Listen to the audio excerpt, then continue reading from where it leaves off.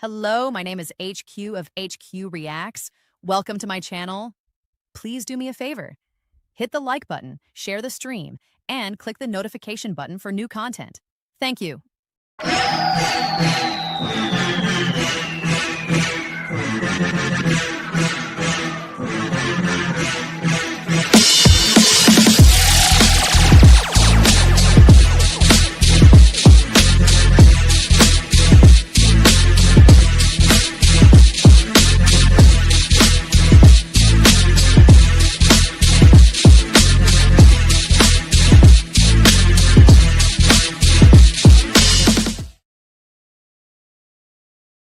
Hey, this is HQ.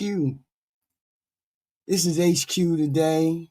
We had a video we wanted to share, right? It was a video regarding Charlie, who had a debate with Bernie Sanders' press secretary, Breonna Joy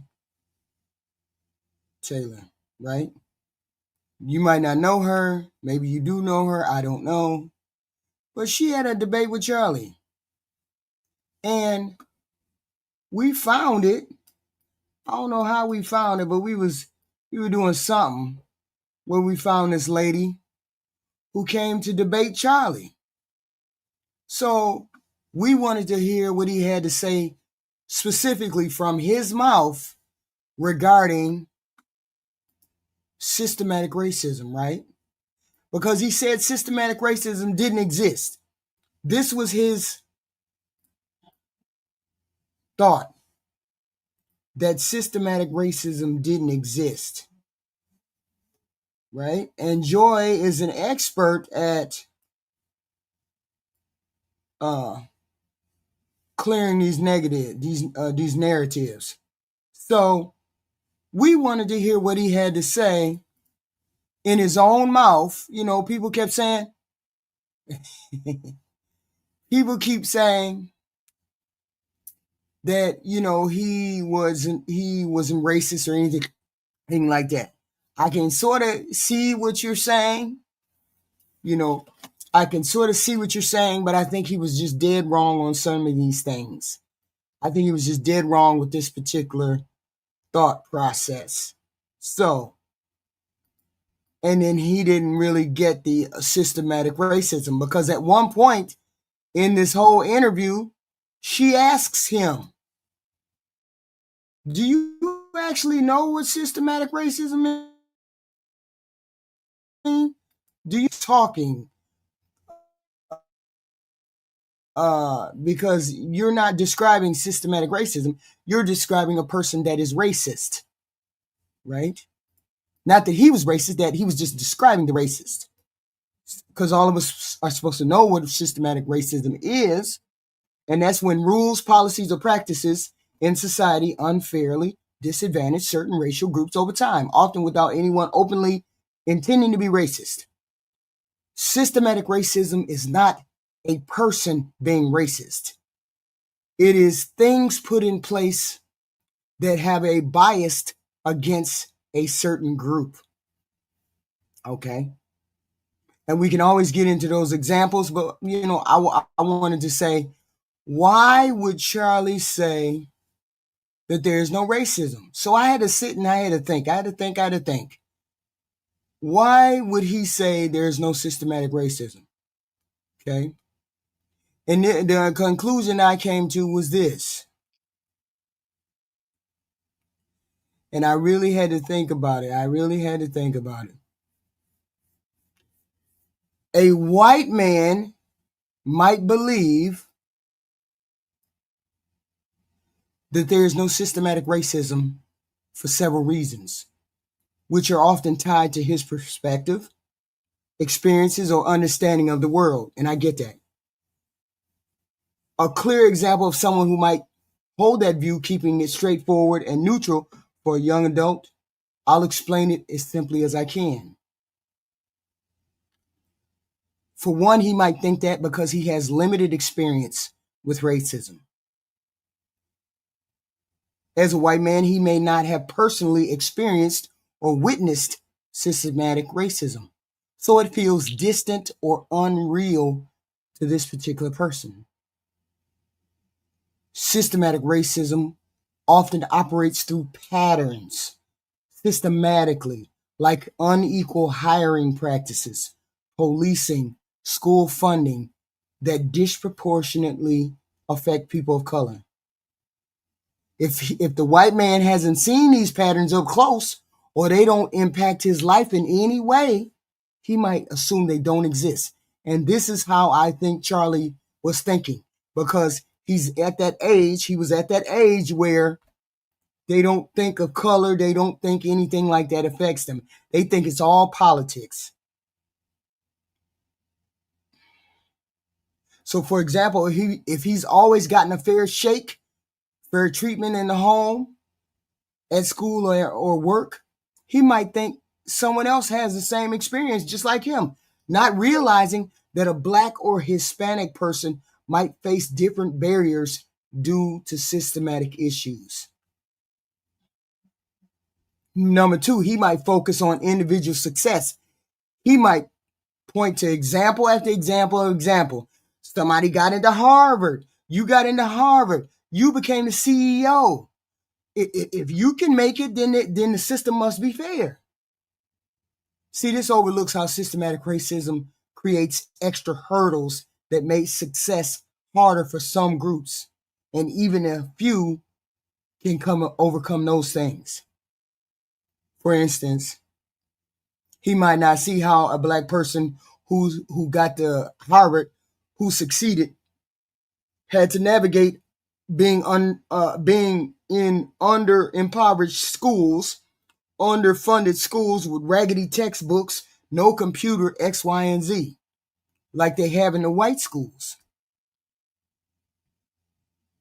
Okay, which don't affect him in any way because he white, because he at the food chain, he at the top of the food chain. Like Charlie said, the society is colorblind now. We ain't got to worry about that. We don't know that we see color. We don't care about color. Okay. This white boy might believe that racism is mostly a thing of the past because laws like segregation are gone, and he thinks everybody is judged equally now by the merit. This colorblind society ignores how historical policies like redlining still shape today's wealth gaps. Redlining has to do with housing, okay? Most people don't know that. Housing, discrimination in housing.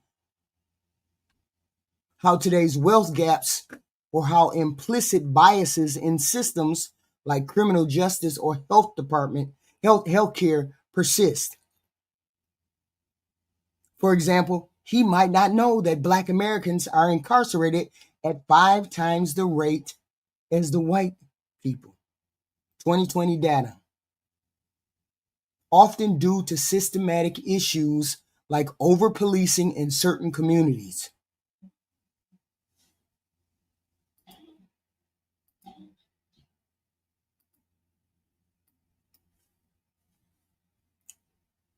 He might misunderstand the difference between systematic racism and individual racism.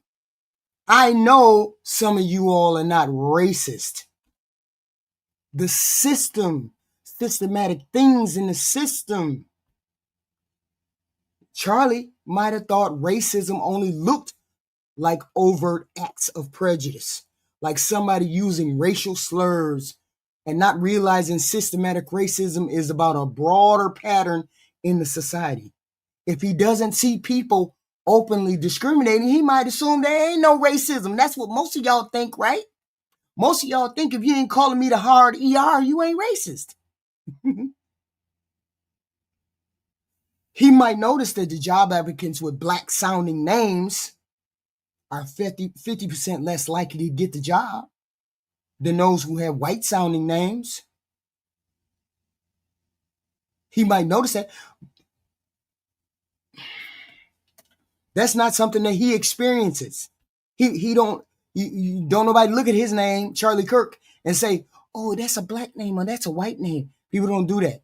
But they sure as hell look at Bum Keisha. They look at her name and know she black, right?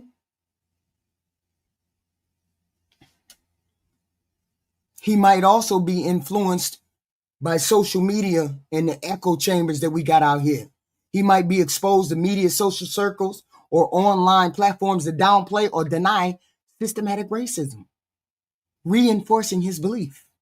If he sees posts on X or hears commentators say things like, everybody is equal, everybody got the opportunities now, he might accept that narrative. He goes along with that narrative without digging into data, like the fact that black families have a median wealth of income, $24,000 compared to $188,000 for white people. These sources might frame disparities as individual failings rather than systematic issues. Then he might, and last and finally, he might have a defensive reaction to privilege. Acknowledging systematic racism might feel like it challenges your own hard work or your own feelings of success. Charlie might have thought, I worked hard to get where I am, so why can't everybody else do the same thing? Not realizing that systematic barriers like unequal access to quality education in poor neighborhoods or generational wealth, which most of us don't have, make the playing field uneven. This can lead to dismissing systematic racism like Charlie did, to avoid feeling like his accomplishments or achievements are tied to an unfair system. He'd rather think that than to understand what systematic racism is. So we finna get into this video. And then this lady finna dog walk Charlie. She finna dog walk him. Okay? She finna explain to him what it is and why he don't seem to understand it. Okay? So brick into smaller pieces. Let's get into it. This is the beginning. Imagine a lot of circumstances that are really like here we go. Pandemic and the economic crisis that has accompanied it couldn't respond to a $400 emergency. If we think of what that means, and we think of all of the emergencies that can come up that exceed $400 in cost, whether it's making rent, whether it's a medical bill, whether it's bailing someone out of jail, you can imagine a lot of circumstances that are really life-changing. Y'all just remember, Charlie invited her over there to have the debate. He invited her over there to have the debate. This is the last chick that you want. She runs circles around that fucking Candace Owens. This chick got her, she cold. Can't come up with that $400. And I just wanted to start by saying that because sometimes I think the conversations that we have, especially kind of in our... You all please hit the like button. This is informative. I'm just informing people, just listen at your leisure. Just give me some grace, okay? Okay. Yeah, this is wild.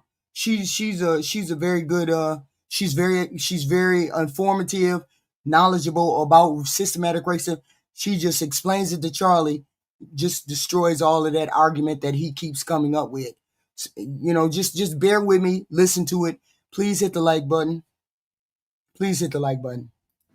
I just found this yesterday, and I was able to get it over here on my channel today. Context on the internet where there's a lot of different incentives to talk about a lot of different things, sometimes miss the forest for the trees. And so why I think conversations about systemic racism are ultimately important is because it's one factor among the tapestries of things that are causing people not to be able to fully maximize their ability in our society. And I think people across the political spectrum talk a lot about... You're not listening, Janisa. You're not listening. Freedom. It's one of our founding ideals as Americans. But I think often we talk about the freedom to do what we want affirmatively and not the freedoms from the restrictions that come when you aren't able to have your basic needs met, have your basic housing needs, basic food needs, basic education needs, the things that you need to succeed. And for some cohort of Americans, systemic racism has been a barrier. And we need to talk about systemic racism because in a lot of people's imaginations, racism exists as, a bad guy in a Klan's hood and these kind of stereotypes. very explicitly denying people service, explicitly denying people a right to use the bathroom, the kind of racism that we understand from the 1960s.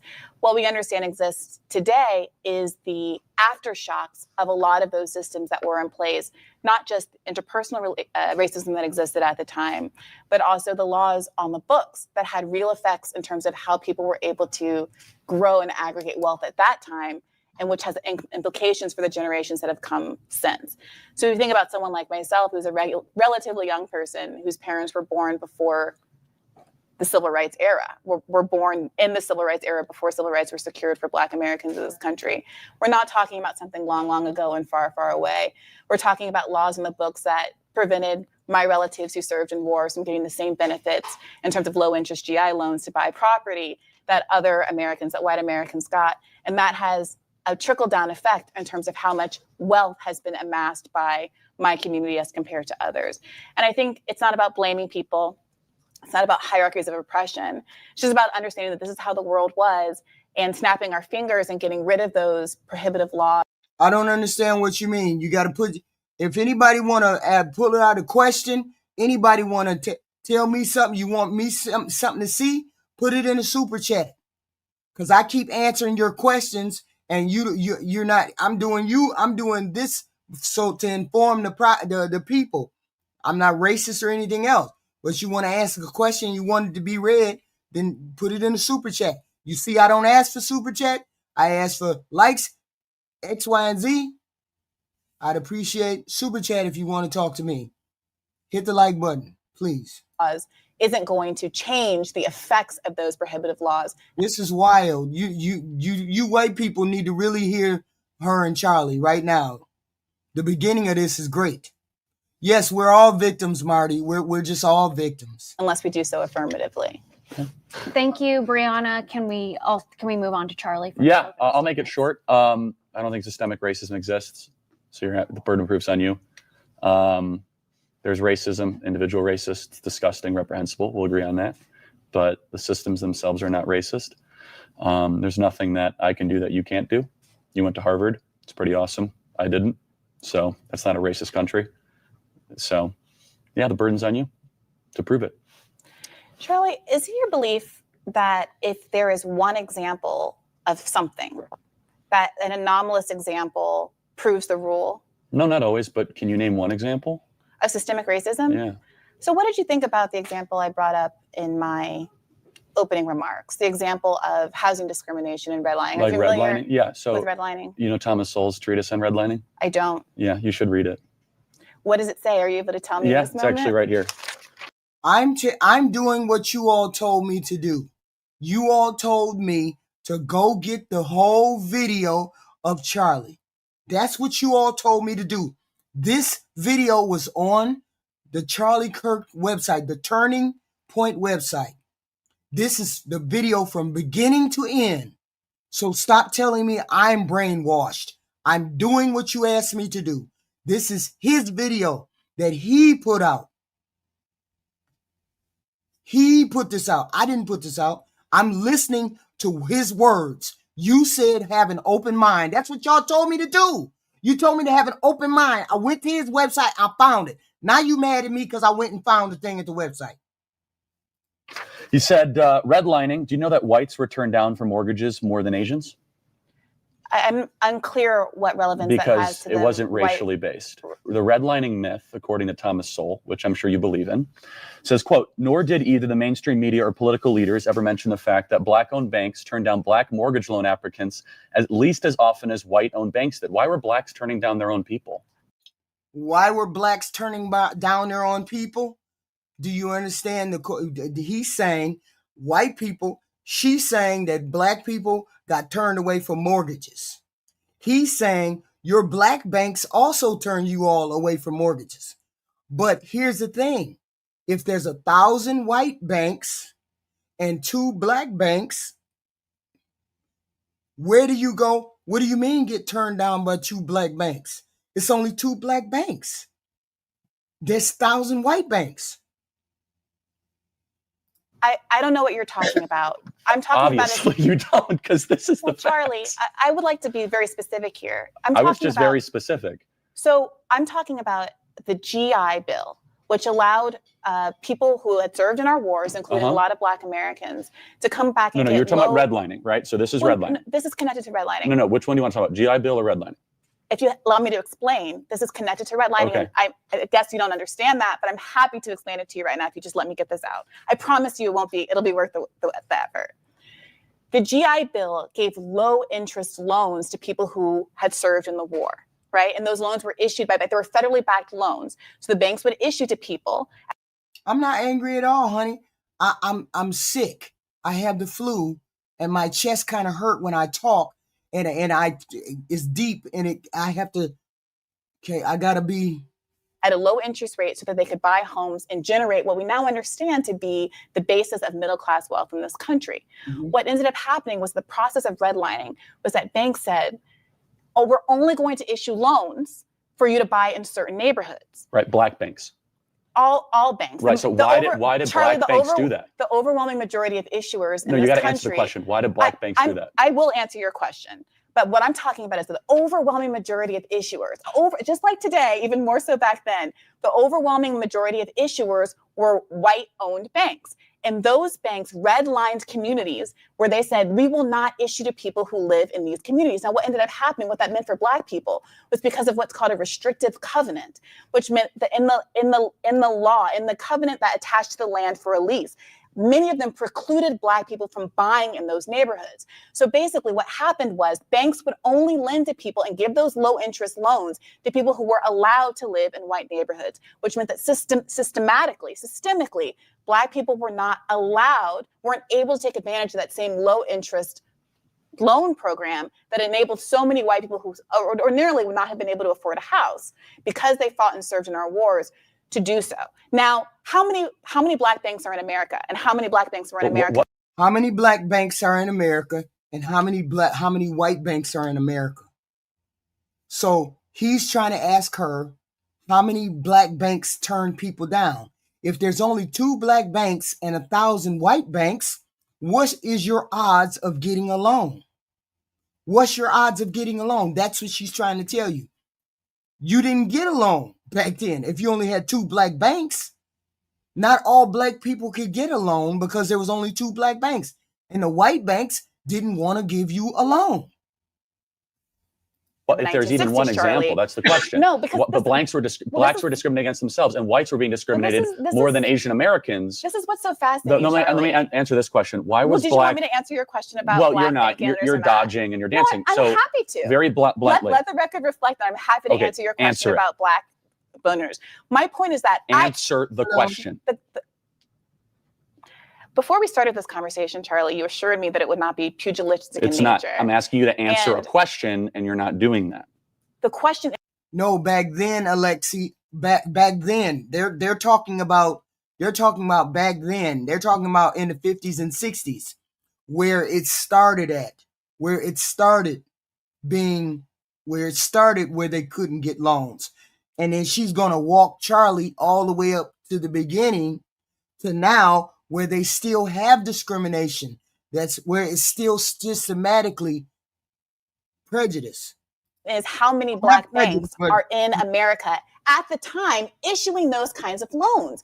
Charlie, at the end of the day, so you're not answering. I got it. That's fine. No, it's okay. Charlie, so answer my question to you, which came first. It's probably a low percentage, but Thomas Sowell's scholarship, which is a lot more extensive than yours, that's a logical fallacy. Says this. Just because you can find one Do counterexample. you know who Thomas Sowell is? Of course I do. He's a Black conservative public intellectual who a lot of people respect. Who won a Nobel laureate for his research on this. Charlie, that's a big deal. If you want to have a debate with Thomas Sowell, or if Thomas Sowell wants to have a debate with me, I'd be happy to do that.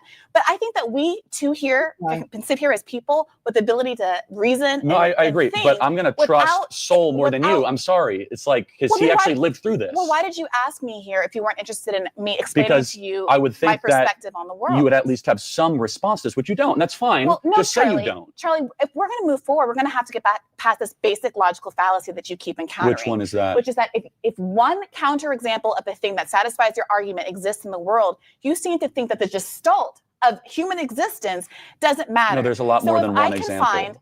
There are hardly any black banks in America today, Charlie, but you think that the existence of one black bank in 1963, who, according to you, based on ephemera, discriminated against a black person, First of all, you're getting way too worked up. You are. Undermines the entire reality of a white banking system that's systemic. She answered his question. You didn't hear her. If there's only one bank in order to give black people loan, not all black people are going to go to that black bank. And when they try to go to the white bank, because the black bank is limited in funds, and they try to go to the white bank, they can't get a house in the white bank. Come on, I can't be the only person listening to this. It's not that long. It's just a little bit long. Please listen. Did not issue loans. Let me ask you another question. Did you know, Charlie, that in 1947, there were 3,200 VA guaranteed loans in a random state, let's say Mississippi. She running circles around his ass. And only 2 of them were issued to non-white borrowers. And it's not just the South. Let me ask you a question, though. In New York and New Jersey, there were 67,000 of these loans, and only 100 of those 60,000 went to non-white borrowers. So why do you think that was, Charlie? 67,000 loans for housing, and only 100 went to black people. So don't you think there was more than 100 people that applied for loans? Okay.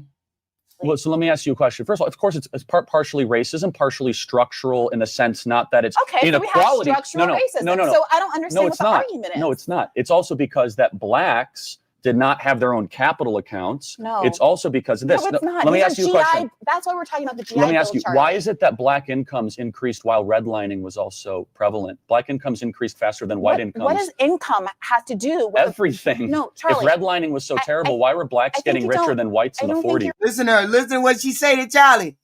Listen to what she say to Charlie. Because he's just talking. He's trying to run over her. She's too smart for that. Listen to what she says right now. Understanding. No, answer the question. Why were blacks getting richer than the whites? You don't understand. It seems like what redlining is. No, I do. No, Charlie, your ability to buy a house is not the same thing as your ability to earn a higher income. So your grandparents were harmed by redlining. Is that right? My great grandparents were. So how'd you get to Harvard if it was so awful? Because if systemic racism is real, you went to the best school in the world. That's the argument a lot of you white people make. If racism is still here, how did we get to go to Harvard? She's about to explain to Charlie what that means. And I know a lot of y'all think that right there, because the first thing out of your mouth, some of you said was, black people are victims. Gotta listen. World.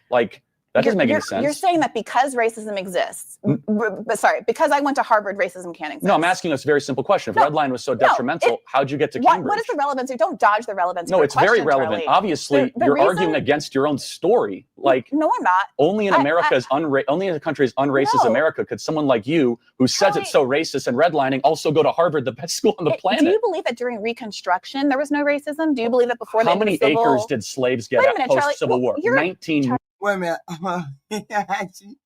Million with acres. All due respect, you've accused me of interrupting you and not answering the question. How many? Do you believe there was racism prior to the end of the civil rights movement and prior to basically during Reconstruction after the end of the? Of course there was. Do I think it actually had an impact? Do you know that there were black people who went to Harvard during that period? Do you think that racism didn't exist because black people didn't go? That black people went to Harvard during that period. The argument is that America became progressively less racist. You're the one that's focusing on race. Wait. I'm not. No, Charlie. You asked me to have a conversation about race, but I am no racial expert. I'm a leftist who talks about socialism. You're getting way too worked up. No, Charlie. So, don't also do that. Look, you are. I would be happy to come here and not talk about race. In fact. So here's the thing. Charlie said, well, you went to Harvard. So how did you get to Harvard if racism still exists? And I say, systematic racism doesn't mean every single person from a racial group is blocked from success. It's about the overall patterns in society that make things unfairly harder for that group as a whole. Think of it like a video game, okay? I got to do the video game thing because a lot of people don't understand. Where the difficult level is cranked up for certain players. Most people struggle and might not finish that level, but a few super skilled, highly intelligent people or lucky people beat that level anyway. The unfair difficulty, which is the system, still exists. It's still, the difficulty is still there, even for the winners who had to grind their ass real hard. Let me give you another example. Let's say that a black student named Alex or whatever the fuck gets accepted into Harvard. That's great and shows that Alex, his talent and his hard work paid off, right? But systematic racism might have made Alex's path tougher from the beginning. For instance, Alex grew up in a neighborhood where schools had raggedy books, gang violence, teachers not coming to school, teachers not highly educated. All these things, these were all the things put in Alex's path. Okay? Lower valued houses, all that kind of stuff. So Alex had to study with raggedy books, bullets over his head, no computers, because a lot of y'all white folks had computers in y'all school and black folks didn't. No computer, and maybe even had to deal with teachers who unconsciously expected him to do less than what other students did because of the implicit bias that some teachers have. So to get into Harvard, Alex might have needed to join extra groups, get a scholarship, work twice as hard to prove themselves. Barriers that most white students, when they live in wealthier neighborhoods, don't have to face. Meanwhile, Alex makes it, but there are a ton of other talented black students who don't because the system is stacked against them.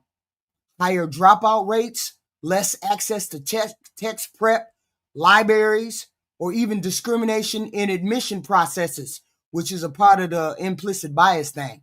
So one success story who gets to Harvard doesn't erase the bigger unfair system. It just highlights how resilient this girl was to get through to Harvard.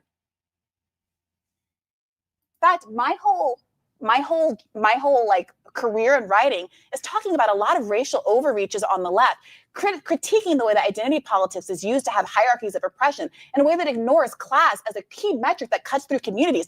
That's my whole thing. Why you asked me to come here and talk about race is a decision on you. Please don't put that on me. Because you believe in a mythology. That's why. You believe in something that's akin to Zeus or Hercules. I mean, you believe in something that doesn't exist and never will, which is systemic. He said it doesn't exist and it never will.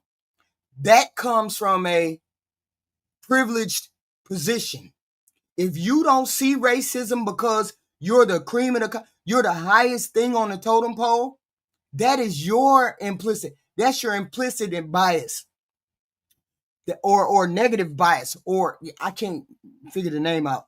But that's you saying, I don't see all the poor people suffering. No, I got all these advantages. I'm big white male. I don't look down on you poor people. You poor people need to pull yourself up by the bootstraps like I did. Racism, you're living proof at how unracist America is. And apparently so is W.E. Du Bois. Moving to the first question, since we didn't get to it, Brianna, is America systemically racist? Well, there you go. There's systemic racism, of course, in America. There's systemic poverty. There's a lot of, look, I think we should probably start by talking about the word systemic, what the word systemic means. It means that we're not any longer talking about the realm of this person was mean to me, this person didn't give me a job because they didn't like the cut of my jib. That's not systematic racism. Black people are not accusing white people of being racist. We're not doing that. We're saying the system has racism still built into it. That's what we're saying. That's what she's explaining. Listen. They didn't like that I was a woman, or they didn't hire me because I was pregnant, or any number of things that go on in people's lives. Those kind of one-off instances of oppression, discrimination, of course exist for people who are members of protected classes and people who aren't members of protected classes. I cannot hire you because I don't like your shirt, and there's nothing the law can do about that. But of course that would exist, but then we wouldn't call that systemic oppression, even if we would call that wrong. What we mean when we say systemic is that we have institutions in our country, whether it's something like our institution of laws, whether it's our prison system, whether it's our education system. And because we're human beings and because we're flawed as we're putting together these systems, because there's always room to perfect the systems that we have made by our own human fallible design, there are often the same kind of biases and interests that we have are baked into those systems. So, stop sucking dick, Mark. Stop sucking dick. And it's not about someone necessarily sitting around nefariously saying, oh, I'm going to get you, sucker. But the reality is when you look at the way the world is designed, and outcomes aren't always indicative of a problem, but sometimes they are. And so when you see something like, for instance, regardless of the race of the perpetrator, or regardless of the race of the criminal, you are 4 times more likely to get the death penalty if the victim is white versus that the victim is black. Now, this is regardless of the person. This is related to people's implicit biases. Implicit. You may not know. Most of us have implicit biases. The whole point is when those biases come up in your attitude and your thinking, you have to stop it. You have to consciously be aware of that and then try to overcome it. This is what she's explaining. You're not racist. You just have implicit biases that you let rule your thought process or let it come to the forefront. Okay. Person who did the killing was white or black. If you kill a white person, you're more likely to get the death penalty than a black person. This is an interesting thing to think about. Here's one that isn't explicitly about racial bias. It's about class bias that's built into our criminal justice system. We have a system that says if you get arrested and charged with a crime, but not convicted, innocent until proven guilty, many people are able to get out on bail. And your bail amount is tethered to, and bears some relationship to the nature of the crime. Sometimes you're not going to be released regardless because you're considered to be too dangerous. But many people are released based on an amount of money. And the people who wait outside, their bail is set, and the people who wait outside of prison happen to be people who can come up with $500.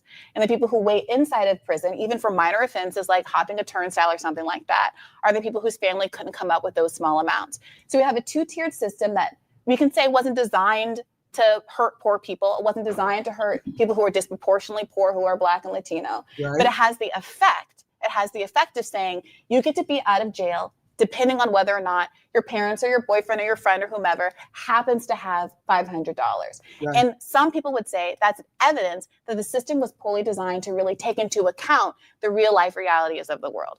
So yes, do I think that system? So I'm saying it's not that you are racist. It's not that people are racist.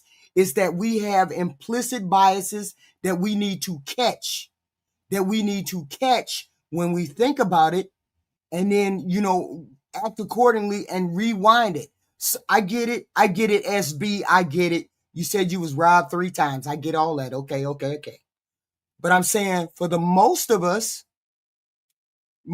are caught in this psychological game that we are. We all have implicit biases. Systems like that exist? Obviously they do. Okay. I'll let you react. So is America systemically racist? Mm-hmm. No, we're the least racist nation ever to exist.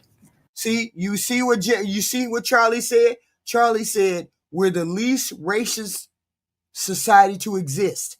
Now everybody in this chat know that's a lie. Right or wrong. Everybody in this chat know that's a lie.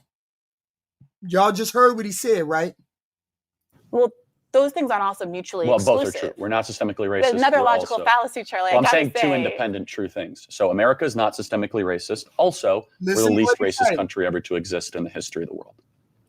Can you say 2 true things in a row? I'm not sure. I'd have to go back to Harvard. Yeah. Do you have a little chip on your shoulder about Harvard? No, I'm impressed because it's like you're this amazing contradiction. It's like we have to talk about systems of oppression. What's the contradiction? Listen to him. He's being an asshole to her.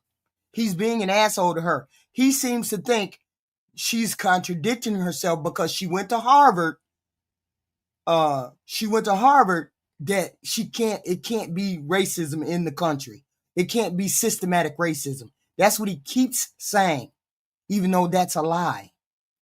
Your whole life, it's like you focus on systemic racism, and yet you should be talking about empowerment and prosperity, and you should be talking about how awesome this country is. Have you heard because of you went Horatio to Alger? Yeah, Have I you know read all a about Dickensian Horatio story? Like Alger. I'm just saying though, like the world is full of people, the tone, Charlie. your whole political philosophy, I would think, would be one about gratitude and uplifting people, not about like identifying these mythological systems because of like some weird statistic. Because here's the thing, you as the person, as the human being that's at the top of the food chain, you don't get to tell me how I feel oppressed. You don't get to say that it's not there. Okay? You don't get to say that. You say, well, someone who has the death penalty, who like they kill a white victim versus a black victim, like that. Well, Charlie, that's not exactly what I would focus my political career on. It's not what I focus my political career on, but you didn't ask me here to discuss what I focus my political career on. I would love to talk about class issues in America, but that's not the topic of this debate. No, I mean, I think that's actually more helpful and interesting. My whole thing on the race thing is it's a distraction against our real problems in our country. We're not a racist country. The systems aren't racist to their core. Why did you design this debate this way? Because we could be talking about all of those issues. Because instead, this is your. Well, see, so when I say the white man is at the top of the food chain, I'm just using a metaphor, okay? A metaphor to describe how privilege or advantage in society can make systematic racism invisible to those who benefit from it the most. So, top of the food chain refers to predators that aren't preyed upon.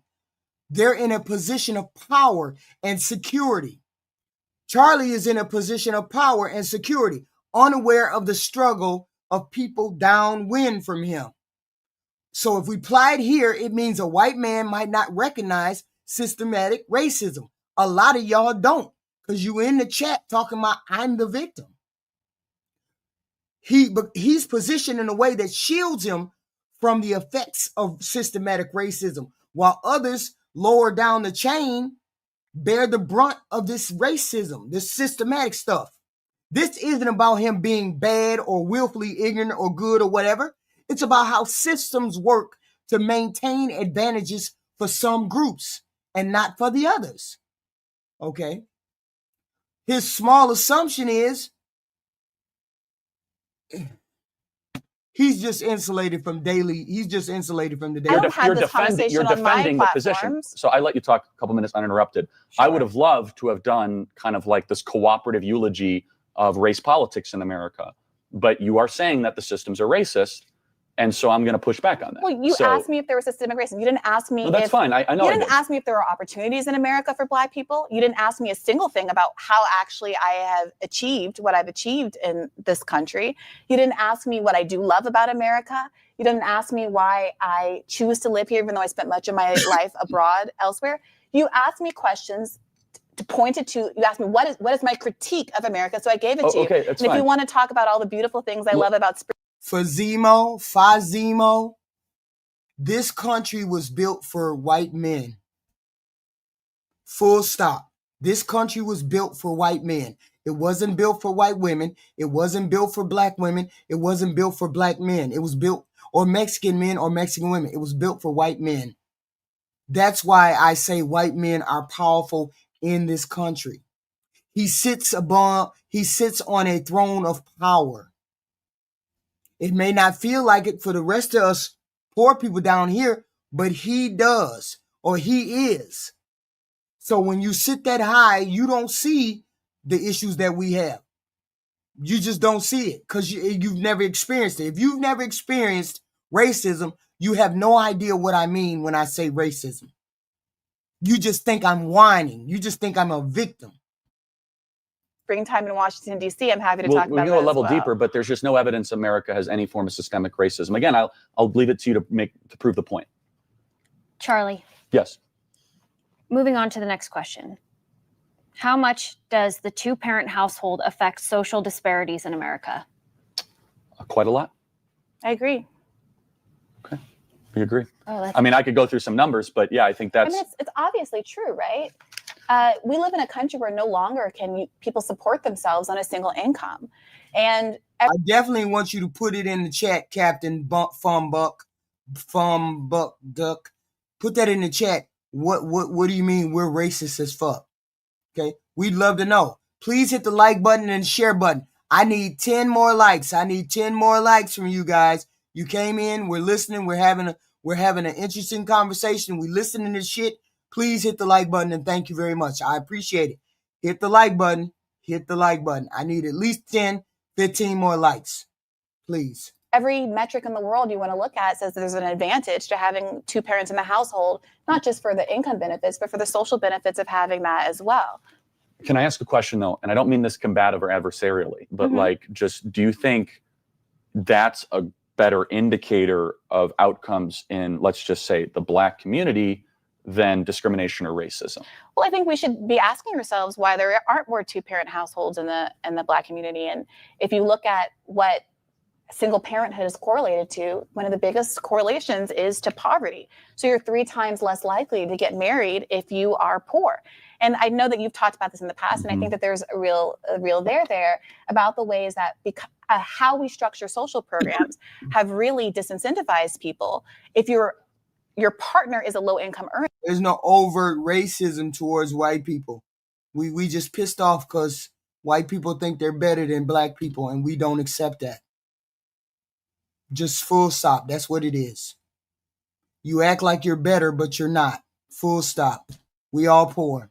We all down here on the same level. That's why we're angry. Because we get that superior attitude all the time. That's why people are angry. From getting with that low income earner. So we're talking about a bunch of people who are in poverty. The average a yearly income for someone who's earning a $7.50 minimum wage, in the teens, $15,000. It's under $20,000. And if you are receiving an average of approximately $20,000 in social benefits, that will be taken away because we designed our social system. I'm winning because I'm a woman. To say you only get these benefits if you remain single. Well, I totally agree with that. Of course, it's going to disincentivize certain kinds of behavior. Your answer is to say, let's get rid of the social benefits altogether. But I mean, my solution would be to redesign the program so you don't penalize people from getting married and having an opportunity to grow their wealth and get off the ground and having a slightly higher threshold for those benefits. No, I actually have more of a newer view on this, conservative view, where I think we should help people have children in monogamous relationships, financially or otherwise. But no, I totally. Did you just say Jim Crow is the GOAT? Don't make me get nasty in the chat, Noah. Don't make me go hit the fucking like button. Don't make me get nasty in the chat. Agree. I think you and I could talk about class a lot, and I would love to do that. But let me ask you a question. Do you think like the hyper focus of like race in our national conversation detracts from having that kind of class-based discussion? Sometimes. I think that there is a way to talk about race that is painfully superficial and which focuses on the grievance. Right. Here we go, where some of y'all live when it comes to race. She's about to explain. You live somewhere else when it comes to race instead of at the true place. Listen. Of frankly elite minorities more than the substantive So what do you mean issues. by that? I'm just curious. For example, during the campaign cycle, there was a real spurt of attention directed toward the issue of the maternal health gap. So the maternal mortality gap in this country means that Black babies have really high mortality rates that are comparable, frankly, to some much less developed countries in the world. Third world, sure. And people were concerned about that. And the story got highlighted in some part because Serena Williams had a very high risk pregnancy and almost died. She was complaining about pain and the doctors were ignoring No, I can tell what she's about to say. her, and she ended up having, I think, some kind of deep vein thrombosis or some kind of blood clot, basically. I'm not a doctor. And she had some kind of blood clot that if she hadn't really been forceful about it and gotten it checked out, and if she weren't as powerful and rich and privileged as she is, she probably would have died like many women in this country do die. Disproportionately Black women in this country do die. And it's a real problem, right? As a progressive, my focus is to say, what are the biggest determinants of unequal health treatment in this country? A big one is that we have a 2-tiered system, and people who are on our poverty program, Medicaid, tend to not seen as by high quality doctors. They tend to be ignored. They tend to move around a lot and not see the same physicians on a repeat basis. A lot of things that result in them having lower standards of care. Right. And my solution would be to say, well, I would love to sit here and give doctors diversity training and magically convince them to not be racist and pay more attention to Serena Williams or whatever. I don't really see that happening, and I don't really see that as the government's role. We can do. She's mentioning Serena Williams because Serena Williams went to the doctor, and Serena Williams kept telling her she was in pain, kept telling the doctor she was in pain, and the doctor didn't believe her and didn't give Serena Williams pain medication. That's why she's mentioning Serena Williams. Do is make sure that everybody has a universal same healthcare system so that doctors aren't disproportionately treating poor patients worse off. But the thing about Serena Williams is to say there are the kinds of issues that get talked about in national attention are those race issues that affect affluent Black people. So in addition to everybody else, but affluent Black people. So what you get is a kind of elite race discourse that's all about, oh, can you touch my hair, and whether or not diversity and inclusion should exist in my law firm and all of this kind of stuff, which isn't necessarily irrelevant, but it is enormously beside the point to the overall majority of Americans. I'll decide to generally agree. I'll say it's largely irrelevant, but I'll agree that it should be de-emphasized. So name a couple things you think that need to be, like what are non-elite Blacks experiencing that are not being talked about by the top tiers of the left. Well, if you ask them, if you look at polls on what they prioritize during, let's say, a presidential cycle, it's always the same things that white people are prioritizing. It's education, healthcare, crime, all of the, affordable housing. It's the same stuff, which is why it's so frustrating when you work like I did for a candidate like Bernie Sanders that has a progressive platform that's meaningfully geared to addressing all of those concerns. And then you have the liberal chattering class saying, oh, it's somehow racist because it's not a specifically targeted racist policy. Now, there are some things that exist in the world that I think are explicitly racist in nature. Certain very specific kinds of discrimination. I'd say redressing, redlining is an instance. I've heard you talk before.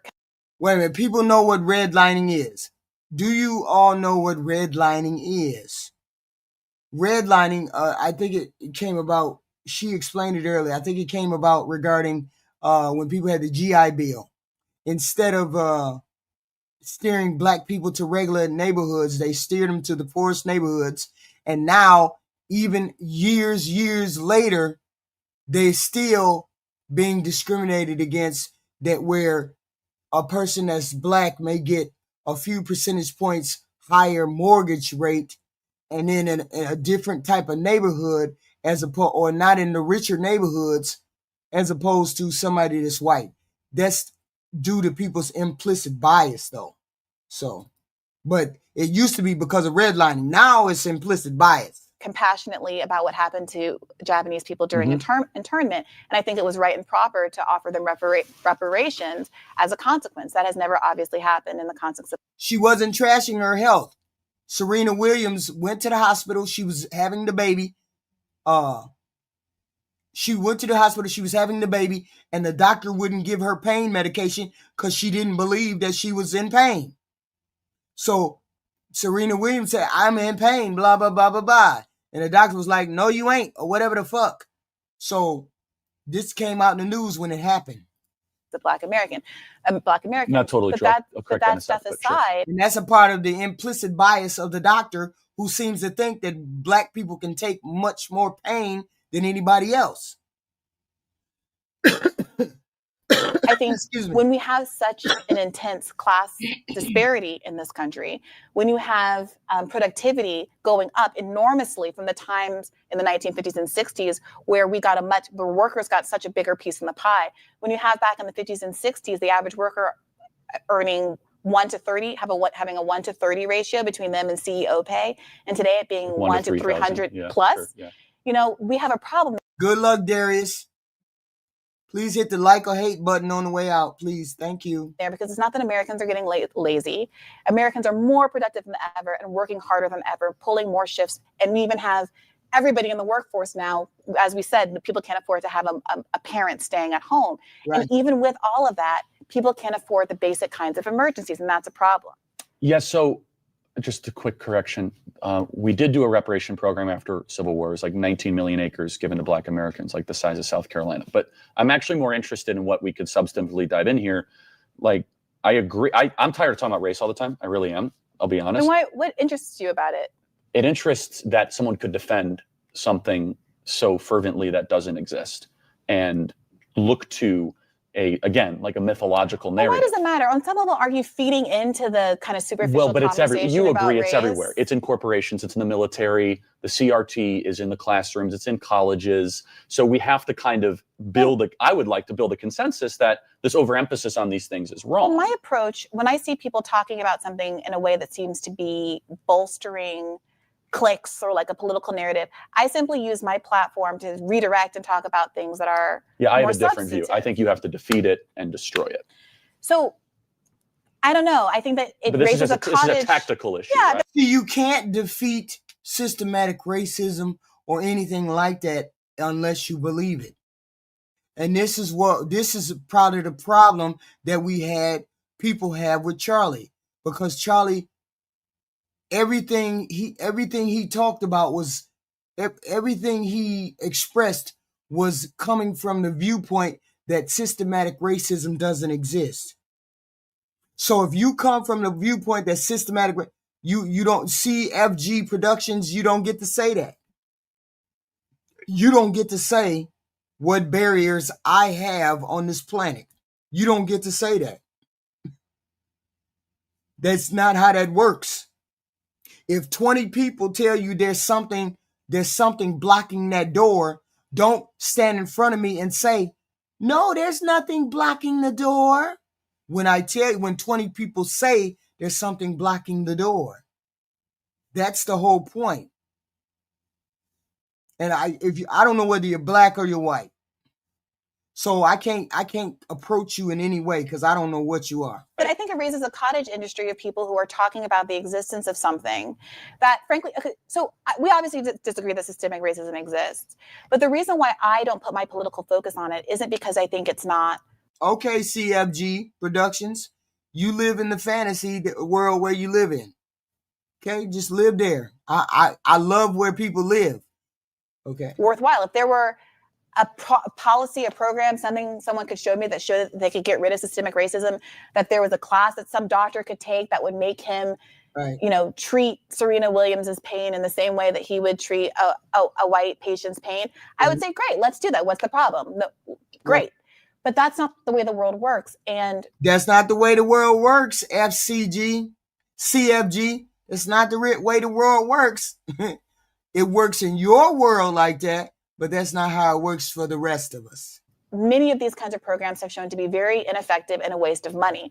And what we do know is all of the things that do work. Okay, to your point about the way social policies are constructed in a way that disincentivizes people from getting married. I could not agree more. We could address that. If you want to talk about housing policy, there's also ways in which certain kinds of public housing generate more of an interest in people settling down as opposed to high-rise apartments like where people don't have their which own, used to exist, sure. Exactly, their own little plots to garden in or front yard, a sense of ownership and community. I would love to be having those conversations. So, but I guess, I mean, just more of a curious, why is the American left not having that conversation? Well, so we are having a semantic conversation now. I'm asking, that is true though, but right? I call them I want to just distinguish between leftists and liberals. I mean, I make that distinction all the time. So I think the American left is very much having that conversation. I think that liberals, we would agree in our critique that they're having a very superficial conversation that is bogged down in a lot of this cultural racism look, I mean, talk. Let me give you an example. Again, I won't agree on the systemic racism thing, but if you're like, regardless of how we analyze things, we should make it easier, not harder, through our government programs to stay married to a single person. Like, why is that not something that, at least in the information I consume, I don't see as I mean, like there was a huge emphasis on the systemic racism narrative. Would you agree in the last couple of years? Like, for sure. Robin DiAngelo, Kendi. I'm not saying you agree with that stuff. Like, but why is that? Like, why is that? Is it just like white liberals that are? Yeah, it's white liberals. Can you expand? I'm like just curious. Can you expand on that? Like, I think it's super interesting. I was watching some of your videos, interviewing kids on college campuses, and I was struck by how, and I don't mean this to attack any of them, but what a poor job they're able to do in articulating why racism exists and racism is wrong. And so because most people do have a problem articulating why racism is wrong and why it exists and where it exists. It's plenty, because it's a lot of people this age, who say, oh, there ain't no more racism, there ain't no problem, there ain't no barriers, there ain't no none. Systematic racism still exists. That's what still exists. Okay? That's what still exists. Nobody said racist people or anything else. Systematic racism exists, but you don't recognize it because you don't see it. You don't see it. If you're white, you don't see it. It's only when we point it out to you and say X, Y, and Z. I'm gonna give you a couple examples after this. And understand why you have the. Then hopefully people will understand what we're saying. Trying to be a victim. Oh, hell yeah, Tyler. I'm trying to be the biggest motherfucking victim on the internet. Goddamn right. Perspective going up against those folks who seem to crumble at the idea that Black people commit more crimes, a disproportionate amount of crimes. Like which they do. Yeah, of course. And they know that racism bad. Like they know in their head racism bad. And so they come to these conversations not wanting to concede a ground that they think is racism, but they don't actually understand what racism is.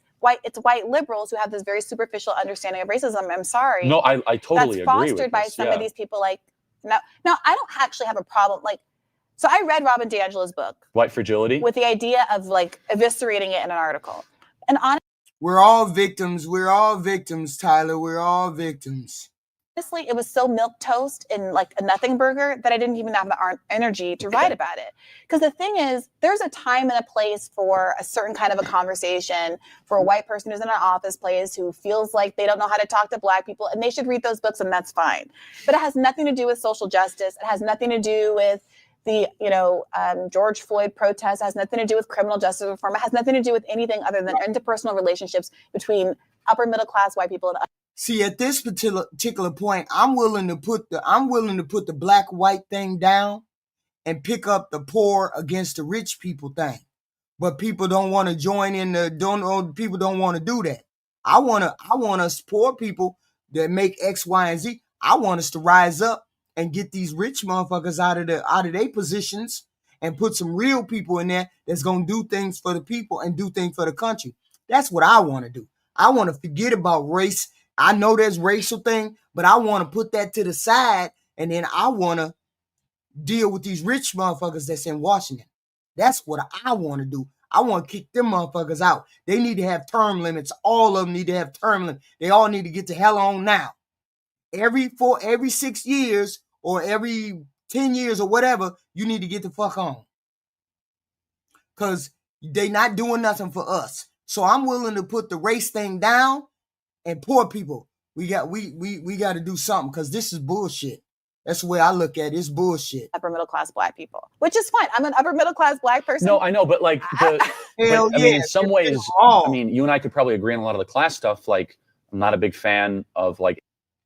Y'all can start with the Maxine Waters. You can start with the Mitchell McConnells. You can start with the what the hell is his name? The dude that's in charge of the liberals in charge.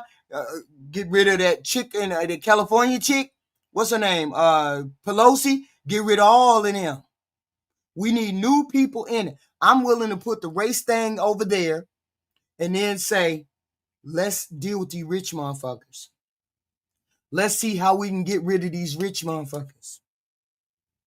If you make X, Y, and Z, we ain't paying y'all in Washington. You can't make no money from these lobby people influencing you to go against our interests. Our people interests come first. All them people that got money that be giving y'all money, y'all can't take none of that. We poor people. There's people in Washington. Those are lawyers and stuff. We can get lawyers, younger lawyers. We can get 40-something lawyers. We can get teachers. We can get people that could run the government too.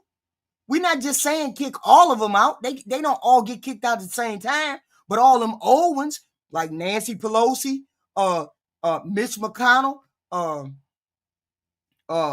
Bernie Sanders, who else? All of them, they got to go. Amazon running our entire country, like all this sort of stuff.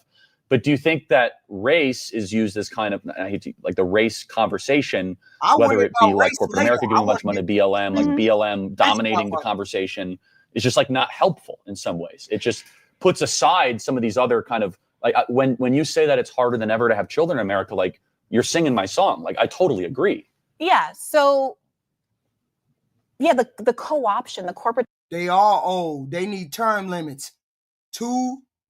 Maybe 2 term limits or 3 term limits. That's it. You can't. No, we ain't finna have y'all be up in the 80 years. People dying in chairs. People shitting on themselves in the Congress. No, 80-year-old. Why do we have? My point exactly. We need to have some people that's 80 and some people that's 60 and some people that's 40. We need to have people like that over the age of 40. And then before they 70, before like 65, then you got to retire like everybody else. You over 65, we got to retire. We got to retire at 65. Y'all need to retire at 65 and get the hell on. And no more 2 terms, 3 terms. You get 3 terms and that's it. Of these issues is a big problem on the left. The BLM National Organization, I just had the reporter who wrote the big expose about how much money has gone unaccounted Mansions for everywhere. on BLM on my show. It's a real issue. Right. I also think there were a lot of sincere, good-natured people who are not part of the BLM National Organization. A lot of people who got their money stolen, frankly, because they sincerely believe. Retirement, that's wild. We should have enough. Wait a minute. We should be able to put money enough together where folks can retire at 60, have a couple, we should have enough money where we can have these people retire with dignity. The people in the White House, the people in the Senate and House, they got to go. They just got to go. I don't know how we can get these people out of here, and your term limit is your term limit. 3 term limits, that's it. We ain't dealing with you no more. Okay? Because y'all making these weird decisions. Y'all got enough money to retire. Y'all ain't gonna live that long. They want to die in the damn seat. In criminal justice reform, and those I think it's important to disaggregate.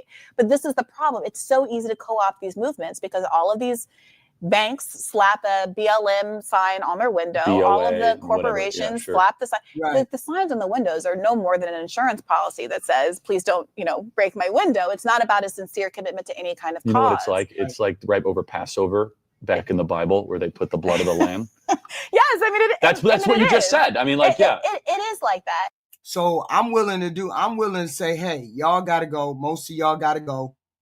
Because if most of y'all don't go, we can't deal with these people. We can't deal with these people making the decisions that they have been making because it's not based on helping us, middle class, because the middle class, they just shit on the middle class. Middle class gets shit on. We just get shit on all the time. I get it. We got to take care of the poor. We do. But we also need to take care of the middle class because the middle class is what's holding it up. We holding this shit up. We holding this shit together. So why can't we get no help sometime? Why can't we at the end of the year everybody get mandatory money back? Why can't we be able to get free X, Y, and Z? Not free, but you guys regulate our housing. Regulate some of our housing prices. Regulate some of the shit that we get. Do something. Cause this is shit. We need, this is shit.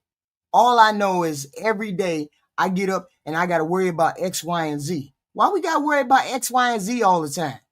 Why we always gotta worry about it? Where the rich don't have to worry about it and the poor don't have to worry about it. But we gotta worry about it. As the middle class, the working bees, we gotta worry about it. And then we turn around, y'all can't even raise the minimum wage. Y'all can't even raise the minimum wage to $15 an hour. You still got it at $7 an hour. That's bullshit. It should have been done got raised. But y'all don't think of the middleman. They never think of the middle class. It's always thinking about the poor or the rich. It's never the middle class. When you have people, wealth disparities that are growing because working people aren't getting the share of. Hell no, we're not getting a share of nothing. Nothing. We just getting screwed all the time. But we always got to pay everything. We always got to pay. We don't never get no money. No break here or there. Their labor. You have increasing segregation, economic segregation in neighborhoods. And when you then have schools that are funded by a tax base, you end up with a lot of disparities in our public education system. So it's difficult because just throwing money at schools oftentimes doesn't work, and it's a more complicated question. Yes. But definitely that is a root of one of the issues. And then another thing is I think we need to have full employment. I think that you talk about paying people to do nothing. I don't think that's the reality that we're facing. There are a lot of jobs that need to get done. We have a crumbling infrastructure. We have a crumbling healthcare system. We have a. See, she's listing all the things that affect us as middle class people, all the things that affect us. School, housing, roads, business. We can't catch a break up in here. It's always about the rich, and it's always about the poor. Or it ain't never about the middle class and what we need. Crumbling elder care system. We have this enormous, large aging population, and there is a lot of work that people should be paid to do that aren't getting paid to do it. The biggest kind of a social welfare state in our country is our military, where we're paying a lot of people to be on the rolls, and a lot of people enter the military because they can't afford healthcare and they can't afford education otherwise.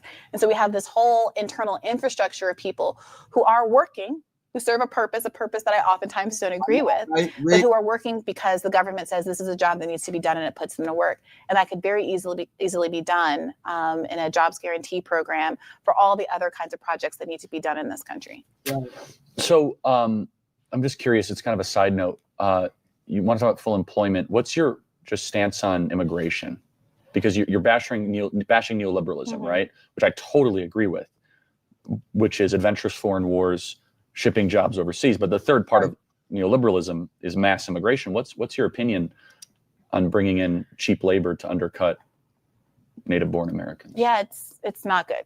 But see, here's the thing. Why y'all got to bring cheap labor up in here? Why y'all can't pay us a living wage? Don't you think if you paid people 16 or 17, and I get it. You don't want to pay people who work on farms, you don't want to pay them $16, $17 an hour. I get all of that. But don't you think that you wouldn't need to bring no immigrants in if you paid us more money and we would be able to work on the farms and do all of those things?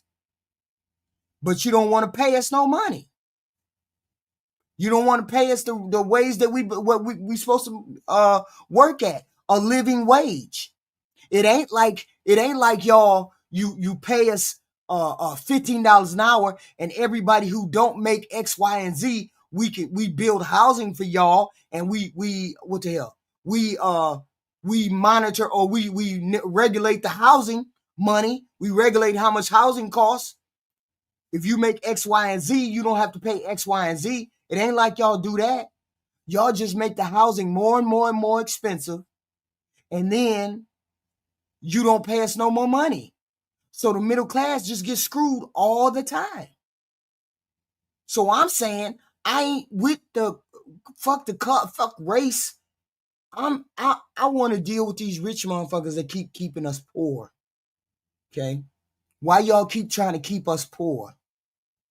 I know they don't care. That's the whole point. We got to make them care. How do we make them care?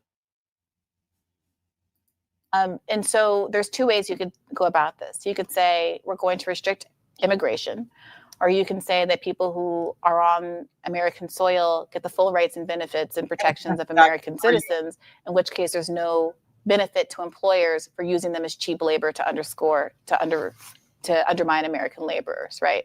I think that sometimes Bernie gets hit for having in the past said that the social welfare state, the social safety net that we're advocating for is compromised by free and open immigration. And it has been the case historically that it's conservatives that have advocated for more open immigration policies. That's totally right. You know how they could help the middle? They could help the middle class by making all medical. No, we don't have to pay for medical. We could put that money back in our pocket. I'm just trying to figure out ways in which the middle class can get some money in their pocket. Just something that they could do.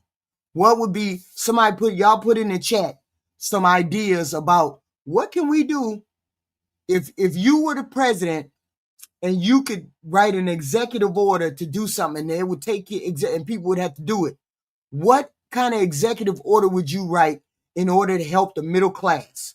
What executive order would you do? Would you write to help the middle class? Put it in the chat. Somebody put it in the chat. What would you do to help the middle class?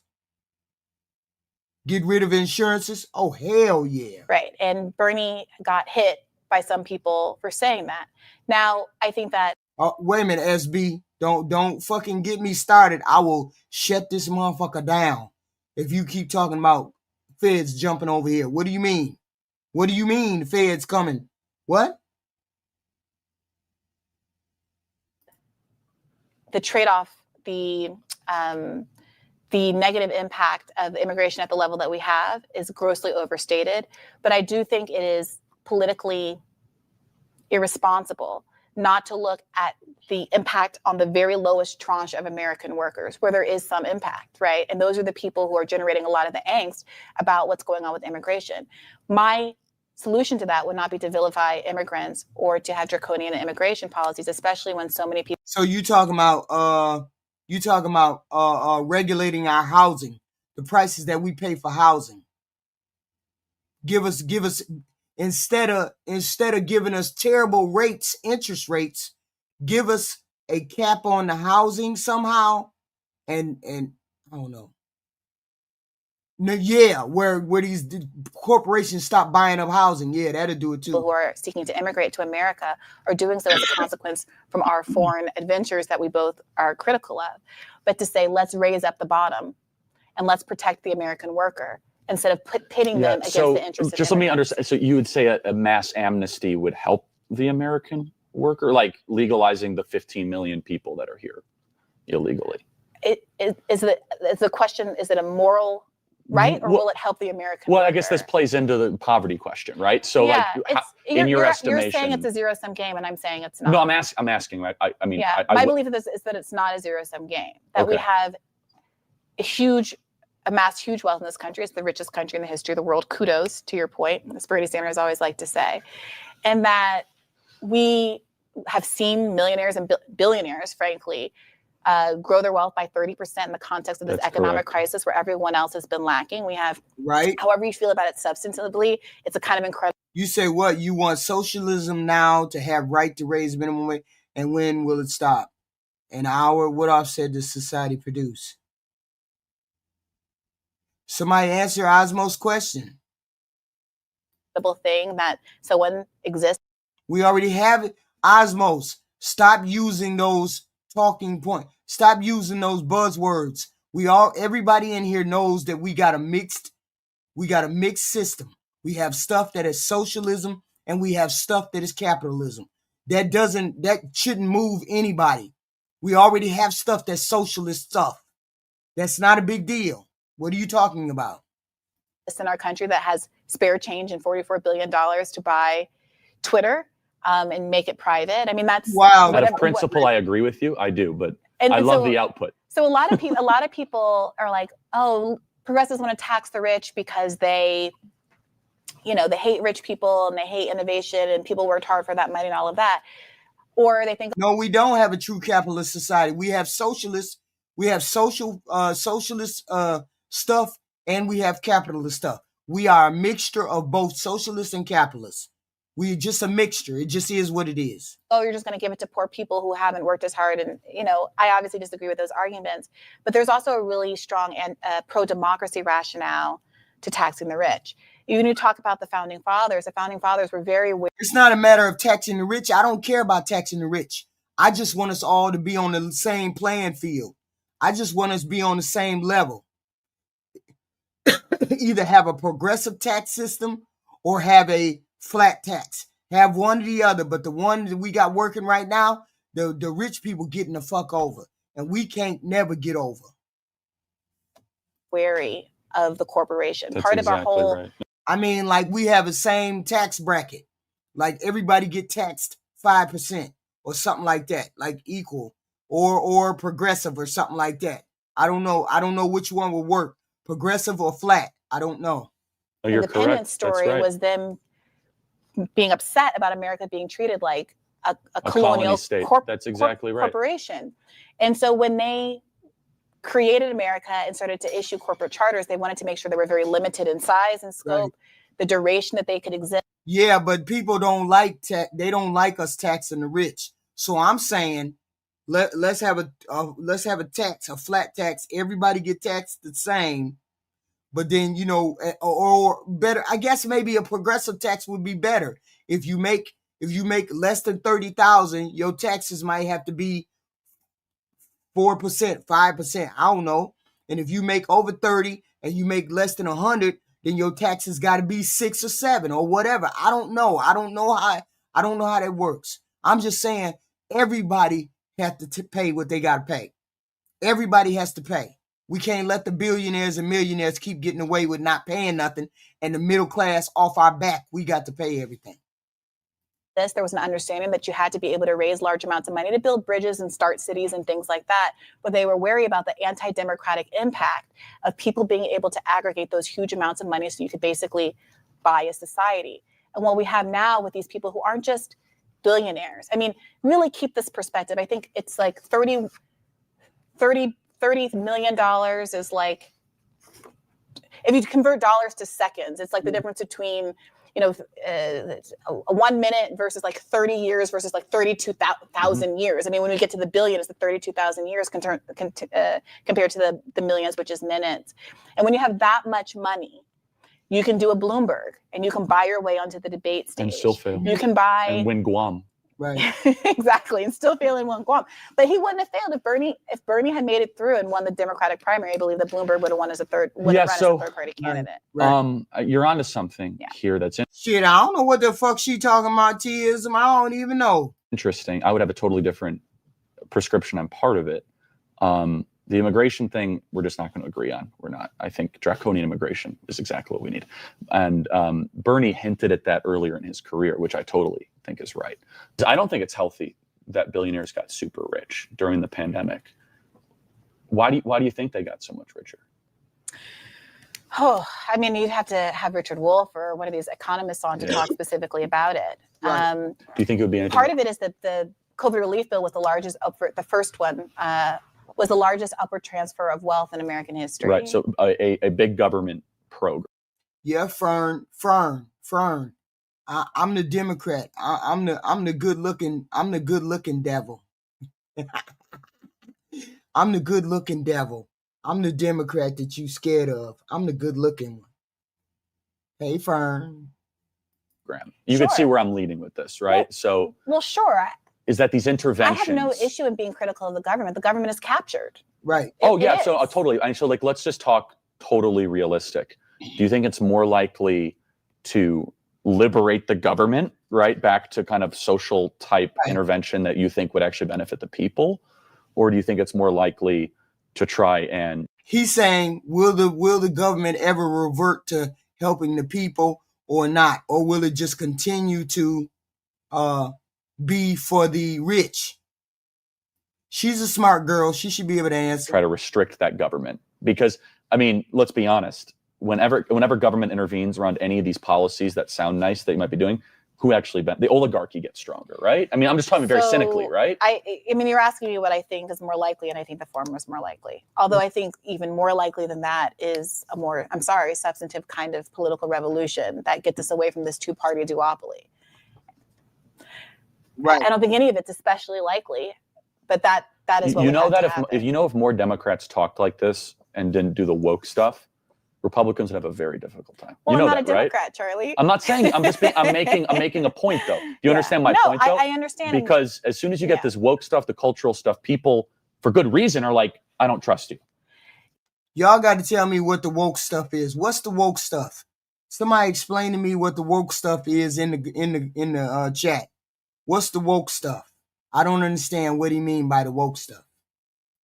Yeah, look, again, I think that there is it is not the Democrats just talking. CFG, don't you dare. Don't you dare come over here and lie. Don't you dare come over here and lie. Don't you dare come over here and lie. You know and I know that your president, the orange thug, was a friend of the biggest pedophile that walked the United States. The biggest pedophile that walked the United States. Stop it. Don't come over here and lie now. Okay. Don't come over here and lie. Your president, because I'm still on the fence. Your president was the biggest friend, the best friend of the biggest president, biggest pedophile on this planet, in this country. Don't come over here and lie. Democrats are not the ones related to no pedophile. That's your president. Stop that. Don't come over here and lie about us dealing with pedophile. You name one person. Clinton wasn't no pedophile. He was a degenerate, but he wasn't no pedophile. Talking about woke stuff, I think it's Republicans who also, it's the duopoly. It's two corporate parties that want people arguing about a trans swimmer or CRT or whatever it is, instead of talking about that nobody's delivering. Majorities of Americans want a $15 minimum wage. 60% of Floridians, even though they voted for Donald Trump, voted for a $15 minimum wage in that state. And it was local Republicans who've been fighting against legalize it. weed too. Right. Yeah. Like, these are not what Bernie always used to say. And I'm sorry to still be such an evangelist. Unfortunately, the MAGA party are afraid to hold their president accountable for him being friends with Epstein. They're afraid to hear that he was friends. He wasn't making out with no kids on no video. That's a straight lie. A straight lie. Don't do that. Don't lie about that. Ain't no video. Anybody can sniff hair, but we know that Epstein and y'all's president, the orange thug, we know they were putting the katukas to young girls. Stop it now. Putting the katukas to young girls. Stop it. Okay? So don't start talking about Biden. Ain't no proof or nothing that Biden was putting it to the young girls. But we do know that this president was friends with somebody who was putting it to young girls. Katukas to the young girl. We do know that. So your president, that orange thug, is closer to putting the slong to the young girls than Biden ever was. Don't go there. Don't go there. Y'all know it. But y'all afraid to ask y'all's leader for the Epstein files. I get it. You're afraid to ask him. For the guy all of these years later. But what Bernie always used to say is that he's not. No, it's not a fact. No, it's not a fact. That wasn't what he said in the message. That's not what he said. That's not what she said in her diary either, Michelle. It's not a radical prescription that he has for the country. All of these policies that he was fighting for had majoritarian support, and even lots of them had about 50% of Republicans, 49% of Republicans even supported Medicare for all. Yes. We're talking a $15 minimum wage, man. Charlie, $15 minimum wage. We haven't had a minimum. I said that Clinton was a degenerate, but he didn't like young girls, like your side of the aisle. Anybody hear of Matt Gaetz?